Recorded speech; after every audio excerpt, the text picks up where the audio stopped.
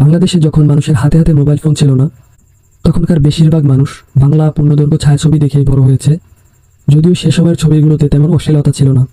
Family নিয়ে film দেখার সময় যদি কোনো অনাকাঙ্ক্ষিত দৃশ্য মানুষের সামনে চলে আসতো, মানুষ সেটা ঘৃণা ভরে প্রত্যাখ্যান করত। সে সময়ের এই প্রেক্ষাপটকে আপনি বর্তমানের সাথে তুলনা করুন। এর মাঝে আপনি আকাশ পাতাল পার্থক্য খুঁজে পাবেন। এখনকার ফিল্ম ইন্ডাস্ট্রি পুরোটাই অশ্লীলতায় সয়লাব। অশ্লীলতাই এখন মানুষের কাছে স্বাভাবিক বিষয়। এখন মানুষ ফ্যামিলি নিয়ে এ ধরনের ফিল্ম দেখতে কোনো দ্বিধাবোধ করে না। এটাই তাদের কাছে আধুনিকতা।